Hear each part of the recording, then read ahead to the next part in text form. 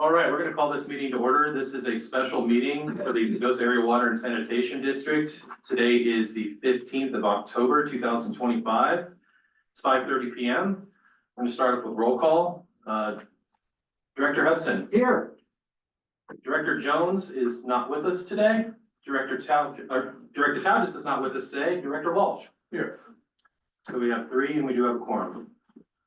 Consideration of update regarding recent flooding event. You'd like to open with that? Yes, I can do that. Okay. If I've been living it since Saturday. Saturday evening around 6:30, once the rain started to come down, we did lose a water line at the First Street Bridge. We lost an 8-inch line running across that bridge. 6-inch. Or 6-inch, I'm sorry. It ran under the, wasn't on the bridge, right? It was. Yeah, it runs under the bridge in the river. It's in the river. Yeah, the river took the line out. We dispatched crew members. They started by isolating a broad area of town. We have 3 separate river crossings through town. We've got one at South Second Street, we have one at Bob's LP, and then we have the one there at First Street Bridge. We were able to get it isolated, thankfully, before we lost pressure, but we did lose, I'm sorry, I just left a meeting, so I'm trying to get everything set up. We lost 14 foot out of Reservoir Hill and 4 feet out of Cemetery Tank, about 750,000 gallons we lost from that break. Wow. Able to get it shut down. Behind Bob's LP is an old PRV and bypass. We were able to open that up and backfeed the customers. We had roughly 20 customers that were out of service. Saturday night, Sunday morning, we were able to backfeed that system and bring those customers back into service. Right now, we do need to do some work on that PRV for that bypass. We're running excessive pressure on that piece of line. We were scheduled to do that work on Monday, but we're unable to do it because of the river levels. So that is going to be scheduled for later in this week. We've been working with the office for a drop counter notice, particularly Junction Restaurant is down there. So we're trying to work around their schedule as much as possible, keep them open, kind of get in between their lunch and dinner services. There's a potential that we could do that live, or to come on that later this week. So we got a notice that it's gonna happen on Friday at 10. Is that accurate? I've been sending them some of the drop counters. So, the most recent one that Katrina sent out this morning. Friday at 10 a.m. I sent to the boards just in case they had gotten questions from anybody they knew what was going on. Okay. And that'll shut down most of downtown? No, that'll shut down 20 customers. We'll be out from the First Street Bridge on the south side of 160. Around 84, and it would be the west side of 84. Pretty much just Tractor Supply, a couple trailer homes, and the Coles meat processing. The Mill Creek Fill Station will still stay in service.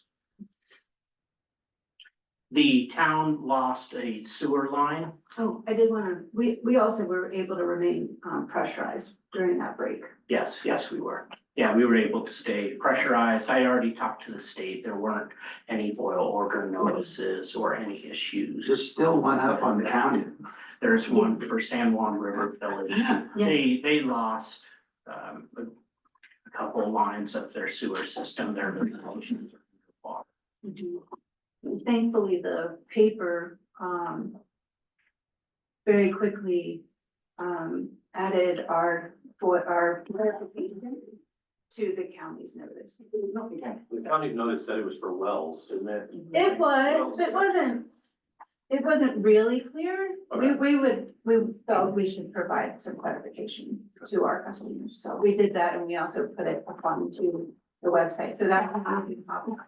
And the font is much bigger than the last pop-up. Oh, good. I know, I thought of you when I was doing it. So, Yeah. sorry. No, you get, town of Pagosa Springs lost a sewer line on First Street Bridge. Thankfully, our team had shut our intake on the San Juan River Friday night, and they lost that yesterday. So we were completely shut. Our diversion was closed. We did not take in any of that water, so it did not affect our customers. We did, to clarify, we did close our diversion Friday morning, Yes. not Friday evening, it was Yes. Friday morning. The snowball intake has been plugging every couple hours. We have technicians out there cleaning silt and debris away from it. We also had 2 water breaks on the raw water line for snowball over at the San Juan River Village Lagoon, just across the street from that. And then another today, you see that HDPE, that black line running along 160. That line runs into some AC line, some cement line. And right there, as we're going from that flexible HDPE to the AC, is where things are snapping. So our crews are out there right now repairing the second leak. We are going to bring that intake up very slowly. Everything is just shifting on that mountain from the saturation.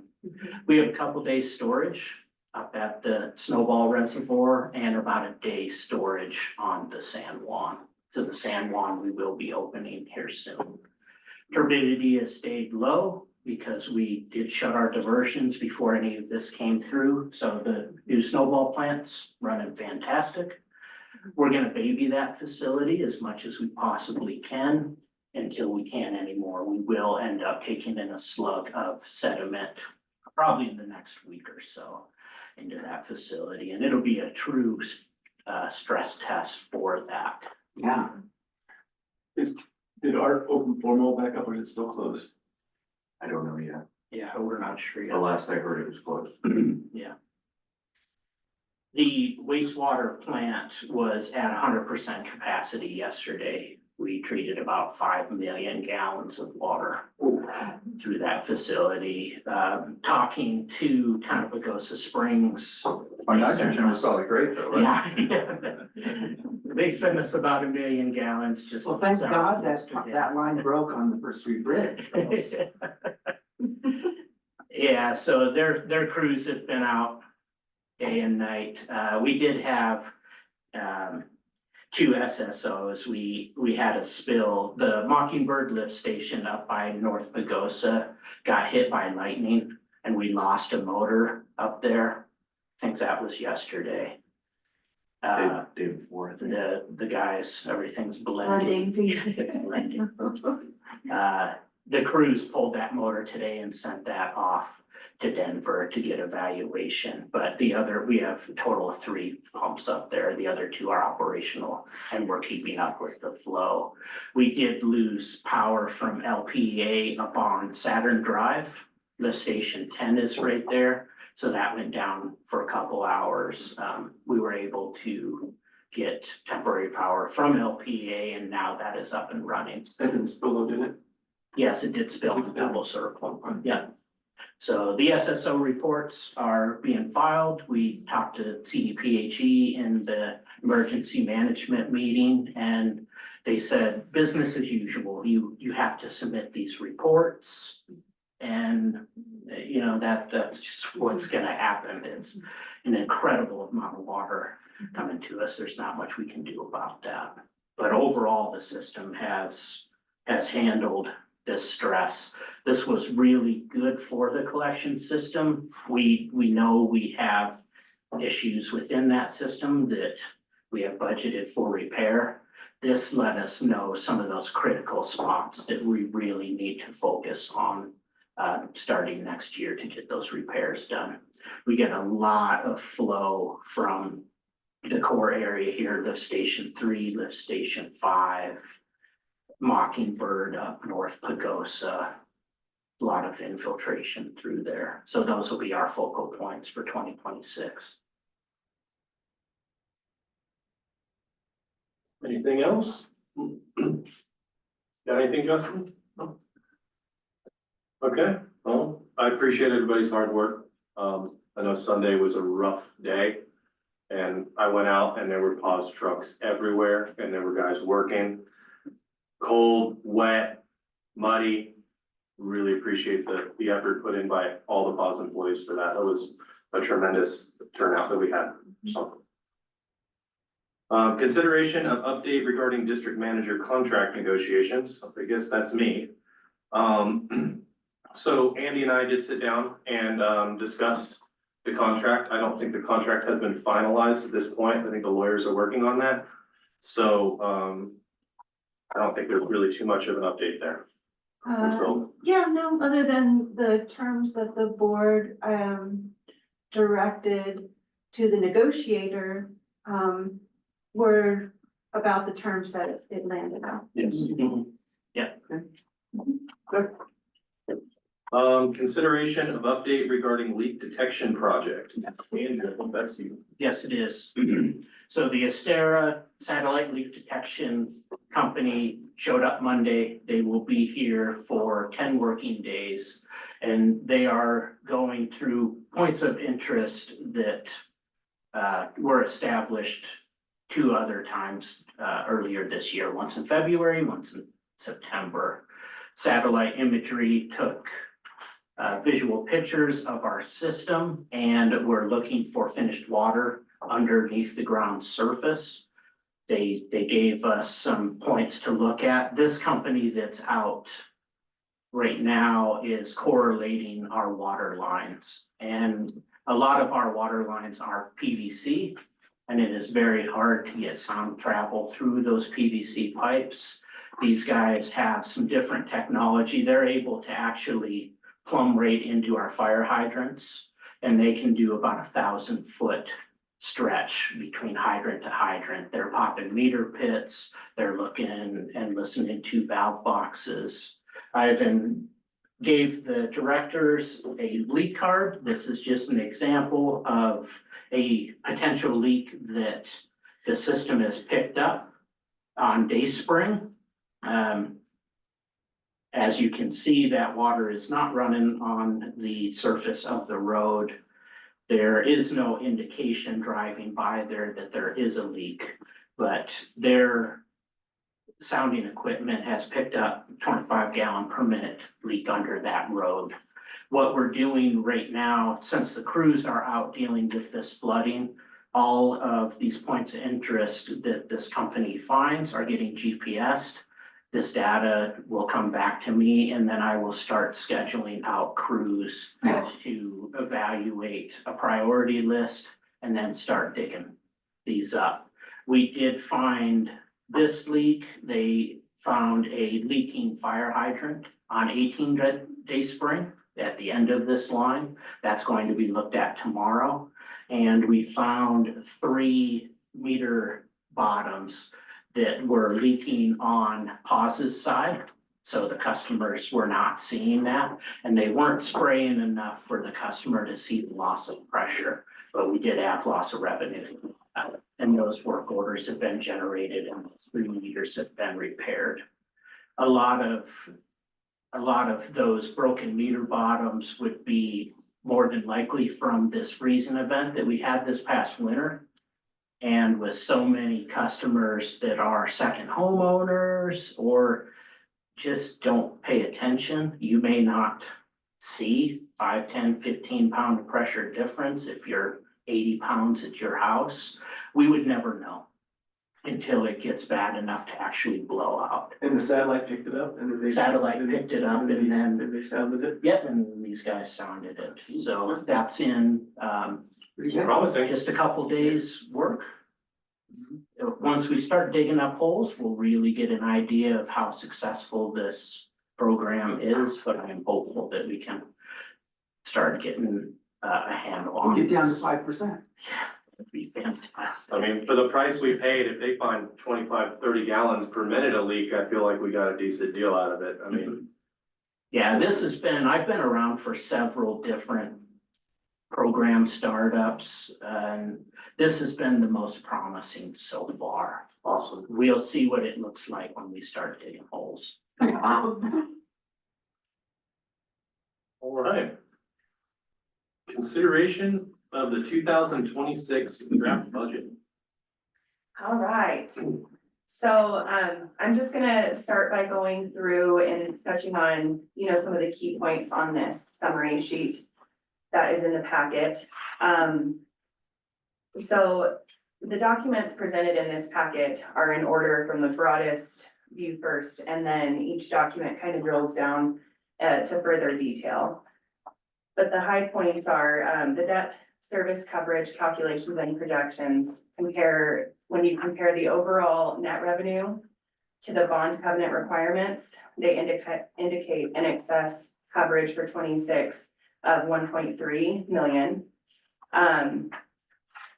The 2025 anticipated and 2026 proposed budget summary, that summary is all detailed lines of the budget by fund and provides a percentage of change from the 2025 anticipated to the 2026 proposed amount. So the anticipated is what you think is gonna happen at the end of the year or where it is now? A little bit of both. Oh, okay, that's what I thought, So it's not, it is going to change, those line items in that anticipated will change. If there's some projects that we have towards the end of the year that are gonna come in, those are going to change those numbers. Okay. So. Okay. Okay, and then, and that is something really important, I think, to take note of when you're looking at that and comparing that and looking at the percentage, whether it's gone up or gone down, is that we're looking at the anticipated, not what was previously budgeted. So something to just keep in mind. The next documents in the budget are the 2025 anticipated and 26 proposed budget. This presents each detail line of the budget by fund. So you've got each line item along with the general ledger account that gets coded to. The 2026 capital and other details, this sheet provides an overview of capital projections for 2026, as well as a listing of the larger dollar maintenance items. And we can discuss those different line items as you would like. Some operating budget considerations is that we are budgeting for 44 full-time employees for 2026. The wage projections allow for wage increases between 3 to 6% per year based upon a successful evaluation and allowances for merit increases upon passing additional certifications. And that is something that we've remained consistent with. The workers' comp experience modification will decrease from 2026, but just slightly from 1.07 to 1.06 based upon claims experience. Health insurance expenses are projected to increase by 8.5% in 2026. So a question, merit increases upon passing additional certifications. It looked like there was a lot of money in training for this year. Is that gonna cost us? I mean. The training director, Hudson, we have a young distribution crew and we have a young water treatment crew. All of these guys need to be brought up to speed. Yeah, our wastewater crew is fairly young as well. We have lost seasoned employees for the last 10 years. And retention is extremely important, as the board sees from these training expenses. It takes a couple years for us to actually get a water operator or wastewater operator up to being able to man that facility with little supervision from the supervisor and the distribution side as well. We run a very small crew on the distribution, and I need to make sure that these guys know exactly what they're doing. Everyone that knows how to do water and wastewater works here. That's the reality of it. We have a small county. There is not a lot of outside competition.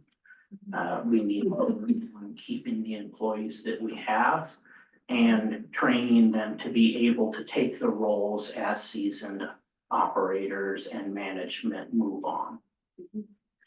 And so to answer your question even further, we do have the training set in a separate fund, but what you're referring to, the merit increases upon passing examinations, that, I would assume that yes, that does it's gonna come cost us for the training and then we'll pay more, That's correct. which is good for retention. Mhm. Yes. Yeah, but you are correct. Okay, It's also good for you, new people, if you let them fill those roles.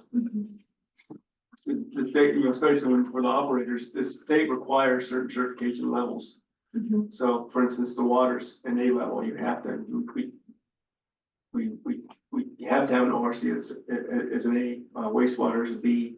I think our distribution collection are all. They're class threes. So we have to have people, Yeah. that can take over in case somebody leaves. And they have to put also, they have to do the training and the testing, and that takes a lot of time, and they generally do that at home. Yes, Whereas yes, you have to. those books are this big, I've done it, I've had licenses, and so, It's all manuals, 1,600 pages. yeah. So it allows for those younger employees to become a little more personally invested in the district. And hopefully help with retention. Redundancy as well. Thank you. okay, so on the next page, major costs or capital changes and projections. So you will notice a decrease in capital expenditures in both the water and wastewater funds. As we are wrapping up Snowball and also Vista wastewater treatment plant upgrades. So we're pretty close to completion on both of those. So that's why you're gonna see decreases in those areas. However, there are some larger capital improvement outlays for distribution and collection system upgrades, and you can see those all broken down on the capital detail sheet and the other larger expenses. Something to point out on that is we are anticipating that we will be adding 4 service vehicles in 2026, and that is to account for additional employees that we're hiring, so that way they have the vehicle. The two of them. Yeah, we're looking at two distribution technicians and 2 trucks. For those techs, we'll put the newer trucks up in the more seasoned operators. And then we need to replace our instrument and controls vehicle that got hit, we got hit on Trail Road by another car and totaled that truck. So right now I have him in the mechanic's truck for the time being, so I need to get him into another vehicle. And then the last truck will be another 3/4 ton utility truck to put on our collection side to do the sewer.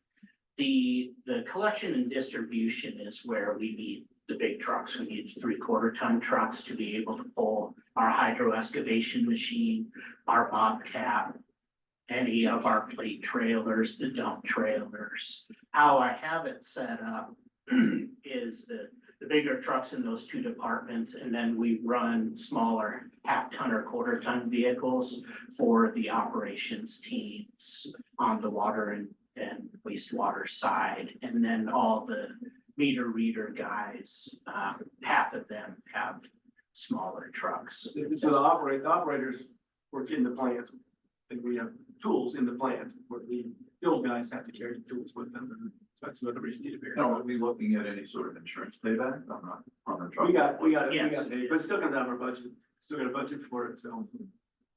The insurance payment doesn't offset the budget cost. No, but I mean, well, it could if it were a yearly new truck, but I'm assuming. Well, It was not. even it does, but budget wise, it doesn't do that. So even if it was exactly the same cost, we still have to show on our budget. Right, it would show income somewhere else in the budget. But again, it still doesn't offset our expenses. So even if our income, and Aaron, correct me if I'm wrong, or Cindy, even if our income goes through the roof and our budget goes up the same amount, that could still give us a budget overrun. Even though net were the same. That you're correct. Good to see you, Aaron. You too, guys. Glad you're drying out. Yeah, thank you. That's what the trucks are for. Right now, currently, we just have one spare utility truck. We run a plow on that up at the Hatcher plant.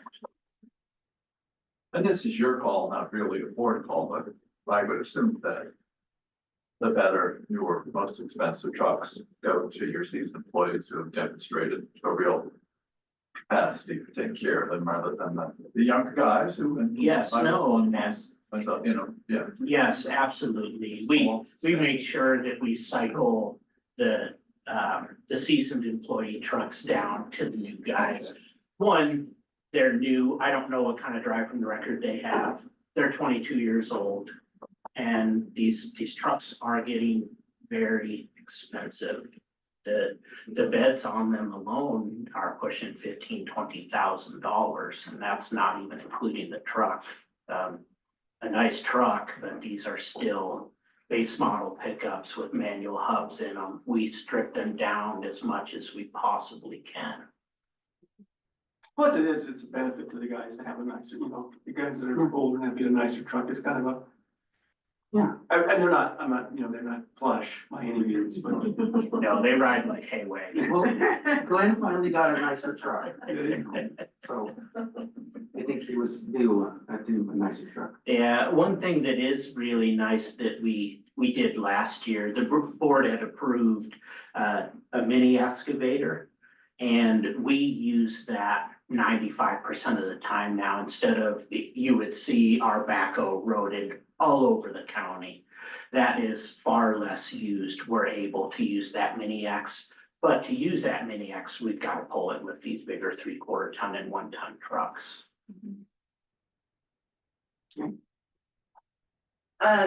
Okay, assessed values and mill levies. The preliminary assessed values have been received from the county assessor and are as follows. District 1, is 226.4 million, down, 1.3 million or 0.61%, so less than 1% from 2025. District 2, that one is 206 million, and it is up 29 million or 16.45% from 2025. The preliminary calculations for District 1 did result in a temporary general property tax credit, mill levy rate reduction credit. The Tabor calculation was the most restrictive and allowed for 4.326 mils, which is lower than the voter approved 6.0. The preliminary calculations for District 2 did result in a temporary general property tax credit, mill levy rate reduction credit. The Tabor calculation was the most restrictive and allowed for 1.334 mils, which was lower than the voter approved 1.949. And that's temporary. Those reductions are temporary, is what it says, right? Yeah, and this is all just preliminary as well, so, Yeah, that was gonna be my question. What level of confidence is that? That's quite a distinction. And you're saying that the town roughly has seen a 15% or 16% improvement in their assessments, and that in fact, the rest of the community has actually dropped. Including New Growth, which would mean, prevailing values have really gone down, 5% more than that. Does that seem? Now, there have been a couple of large projects that perhaps have come on the tax rolls down there, like the Springs expansion, and a couple of other things down there, but I wonder if that's going to change. And two, right now, when we're looking at a 14% increase in wastewater tax collection. Even though in general, that's an area that's only seen a 6% increase in value. And that we're seeing a 1% decrease in water, even though that encompasses the town, which saw a 16.5% increase. I don't expect answers today, but that's something I'd really want to look at going forward about how those numbers are gonna, because they seem. I can't make them coherent. That doesn't mean they aren't. I just can't make those coherent. So I looked at, 2025's preliminary to the final numbers we received. And, because I took note of the same thing, it looked quite a bit different from last year. And what I noticed from last year's preliminary to final numbers is there wasn't very much of a change. Now I can't tell you with confidence what that's going to look like this year, but I did look at what happened last year between preliminary and the final numbers, and it did not change much. Okay. I just don't see how we can get to a 14% increase under Tabor in a district which has only seen a 0.6 increase in actual valuation. So that one, I don't, I mean, I think the restriction would be 5.5%, the growth factor, the average is how much of growth factor there. Anyway, that's all on. That's my first impression, and it's. Aaron, do you have any other input on that? I don't. I agree with you, Cindy, that it moves, but it doesn't move a lot. And this does seem a little bit backwards to me based on my experience. So we'll wait and see. We'll keep an eye on it, Glenn. Sure. And see what the future holds with it. But it does look a little backwards. Okay, so the last piece here is, it does not appear at this time that a budget amendment for 2025 will be necessary. You know, there's great variables present in all of the funds. The increases are offset by reductions, and in no fund do the expenditures appear to exceed appropriations. This could, of course, change, and an amendment be proposed in the future, but as of right now, we are not looking at doing an amendment. Operationally, we're in pretty good shape. We're finishing up most of our projects for 2025. We have a UV project over at the wastewater plant that's going to happen in November. We think, as long as the vendor is able to get all the parts to us. That's really the only big project on the wastewater side. The distribution side is a little volatile, especially this time of year with asphalt repair. I can't anticipate water breaks, and they always seem to be in nice, pretty asphalt, not on a dirt road. But right now, we've got a couple $100,000 left in that water line maintenance budget that I think we're gonna be okay through the rest of this year. So a lot of that goes into asphalt. A lot goes to asphalt. Interesting.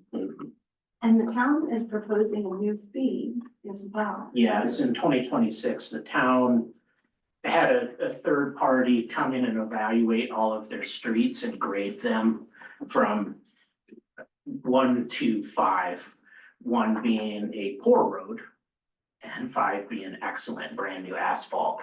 And we'll associate a fee with each time that we excavate a line downtown. And it's each time that we excavate. So if we have a water break at 10 Hermosa Street and we have to dig twice in that road chasing water, we pay that fee twice, depending on the assessment that was given for that road. And is that fee over and above our actually paying for that's in addition to actually? That's what you check you give them. Yes, Okay. yeah. I mean, these things are good to keep in mind, and from their own institutional point of view, that makes perfect sense, but I think you keep them in mind when other institutions come here and then ask to have fees waived. You just have, you have to, because it's not, Yeah. you know, if it's like, we waive ours and you waive yours, then that's, so, yeah. Yeah, definitely the water line maintenance budget is something that I watch extremely closely because it's so hard to anticipate and control. Line breaks, we are going to fix it. We are obligated by the state.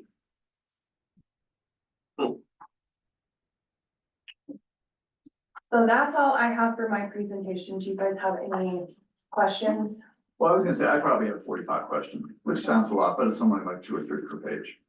My approach was going to be to work them up into actual, I was gonna do it today, but it just didn't work.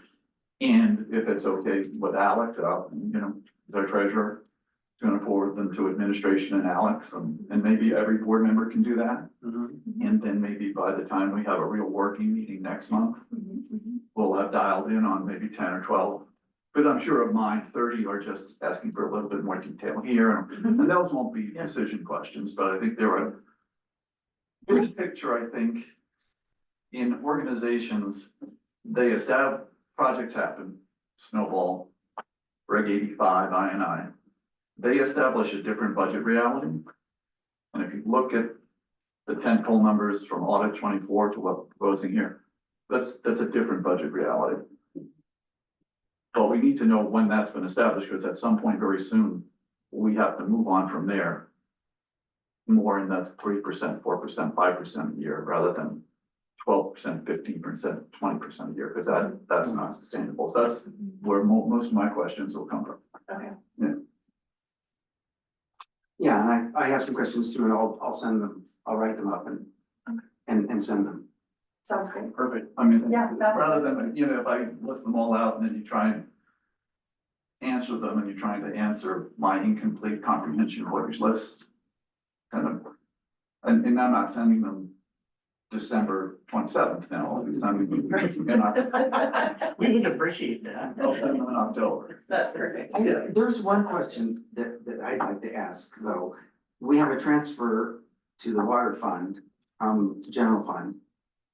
But last year we transferred it to the wastewater fund instead. And it seems like the wastewater fund is the one that's the most problematic. And I'm wondering why that decision, why we didn't do that again this year, or next year, is to send that 500 to wastewater rather than water. I can answer that. Or a different split, a We 250. decided that this time because we're gonna owe CDOT $1 million on top of what our typical budget is, and we just wanted to soften that blow. Because the work that's being done with it, replacing all of our water lines under 160, so that's an additional $1 million. We still have to plan for all the water breaks that happen over the place. And so we just thought that would soften the. Okay, that explains it. That explains it, yeah. Although I do think, like, I'm just to say, I'm not a big fan of the rate study. I mean, I think good effort was put in, but the reality has departed from it in a lot of ways. And the idea that we were, and I said that at the time, I said a lot of things where it's wrong at the time too, but I think it was right at the time, that thinking that we were gonna build a $44 million plan and deal with all the issues in the water district and have 3% increases in rates every year for 10 years. When we're building that plan and our basic assumption for healthcare is 8% and all of our other inflation factors are 5%.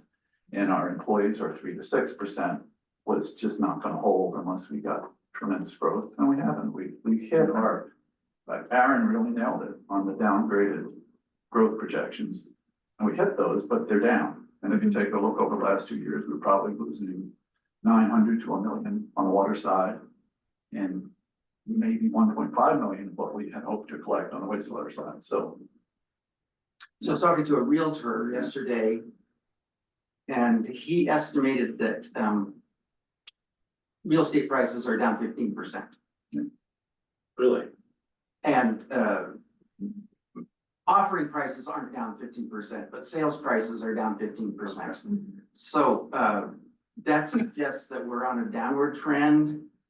And so our taxes are gonna go down, if not next year, the year after. And so we need to sort of keep that in mind, that we're gonna have to reduce some budget items. We are. Yeah, of course. We're already of course, yeah. anticipating that. We stop paying the board, for example, We'll take a 50% salary cut. We are definitely paying attention to that. That was last year. We were about 70, 60, 65% when we were going into the September meeting with regards to the projected connections. We have since, and I apologize, I don't have this number, but I will have it for you on the 13th, and it'll be a more complete number because the county is shutting down road cuts on October 31st, and then the boring the one bore is going to Durango on October 20th, so that's gonna limit a little bit of our connections. Yeah, at the end of this month, essentially, we're Yeah. going to be. A lot of times we can run into November, although with the weather that we're having and the temperatures, that's not looking like, that might have been able to happen anyway. My point being, we did catch up a little bit. We are full on connections in October. If they all happen, we will have caught up a little bit, and I'll have a better number for you on connections. So that jam at the county maybe broke loose a little bit? It did, Okay.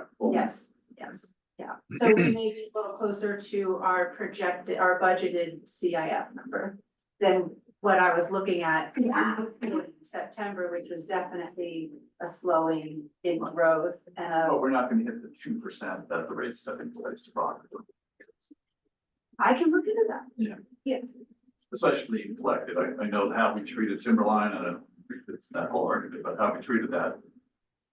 Our actual collected CIFs are down, and then the water side, I think Bill was right, I mean, obviously, on the water side, it was 3,333 for 10 years, and when we raised the CIF by 30%, whatever, and the wastewater was, turned out to be 30, 10, 10, 10, 10, 10 probably, and we raised the CIF 1,400%, so it's like, and if you look at the collections, the folks that are in wastewater pay much more property tax than water.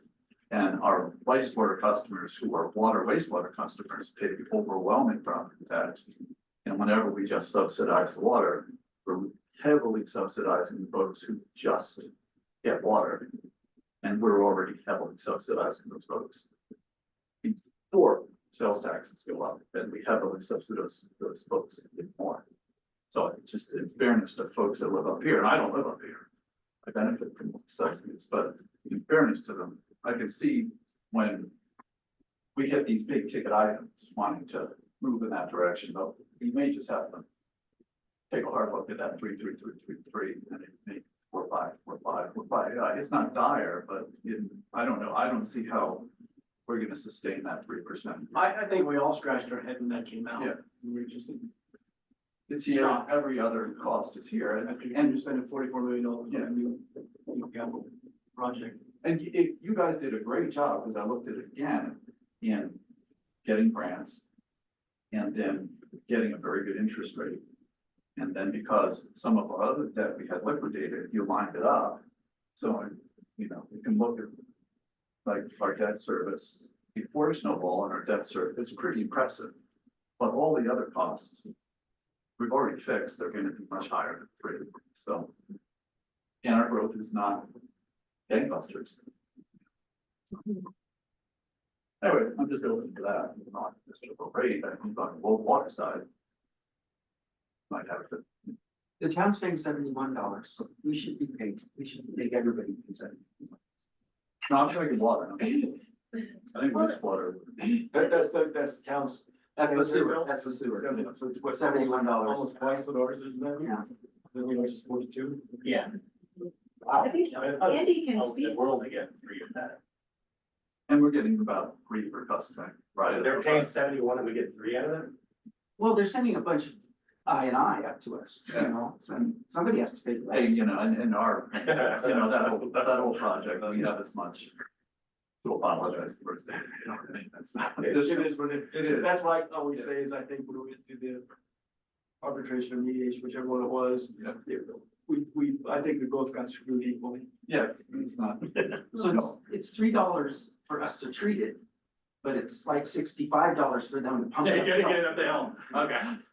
But if they had simply gone forward and built Patrick O'Brien's plan in 2010.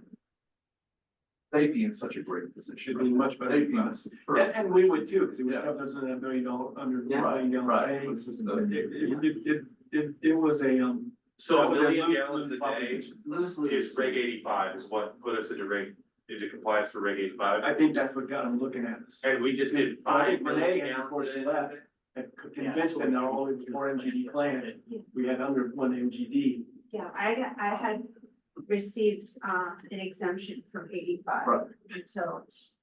We were 1 MGD. And of course, that was never revealed during these. Pause had the wrong board back then. That's all there's to it. Whatever. We can talk about it. Andy can certainly speak to the increase in, Justin Stone as well in operations expenses. Yeah, especially on the wastewater side, we are looking, well, one, CDPHE is gonna require us to do $1 million worth of collection repairs, that we are obligated for that. And we have increased costs on chemicals for both sides. We have increased costs on equipment for both sides of the house. The new snowball water treatment plant mirrors the Hatcher facility. So when we get down into the breakdown of the mechanical and maintenance budgets for those, that old plant was all gravity. It was very small. It was very simple. Now there's a microfiltration facility up there that has 32 VFDs and, you know, a handful of pumps and motors. All of that costs. Personally, even the INI upgrades here to the sewer system, I can, that one doesn't really bother me because we get a benefit from that. Right now, we got rainwater going into a lift station that's pumped up, we're paying for that clean water to be pumped up here, so we get a benefit from that. What gets me is the heavy metals we have to test for now, and the nutrient removal for, because they don't want to get to a river that's 34 miles away. Those ones don't make sense to me. Fixing the sewer lines is a good idea. Yeah, it is. And then maybe we could let, you know, both Gene and Bruce know too, that as they review, that maybe we have decided that we'll forward our questions to admin plus the treasurer. Structure a productive meeting where we know what we have to decide I and. can do that. And I'll be happy to take your assistance with that. I mean, I think the subcommittee from last year is still in effect. Sure, You but and I you are, know, I mean, you're on a short timer here, so we might as well set up, you know, a long-term relationship that, you know. fair. Okay, well, any more discussion on any of this? Any public, or we're not doing any public comment today? No, There's no no, public but comment. you're, the board is always, has Um, that option. okay, well, Does Aaron want to say anything more? Since he bothered me. I know, Sharon. I did have one comment, going back to the question about the transfer from the general fund to the water fund instead of the wastewater fund. We're anticipating some grant funding going into the wastewater fund in 2026. So we need to balance those funds coming in with what we transfer from the general fund. So that and the CDOT project had a little bit to do with each other. So I plugged that transfer into the water fund to do as Justin described, to help offset some of the capital expenditures there, but also to serve the purpose of balancing or filling the gap with grants that we're expecting in the wastewater fund. And if we're successful in the grants in the water fund, that would just reduce that. Right, transfer. we can only take, I Right. don't know. Correct. We do the transfer near the end of the 600,000 year. Grants and the wastewater fund anyway, Yeah, so, yeah. yeah. Now, one thing about this also is we're gonna look really good this year and next year with our reports to CWCB in our water line repairs, you know. And we have to give them.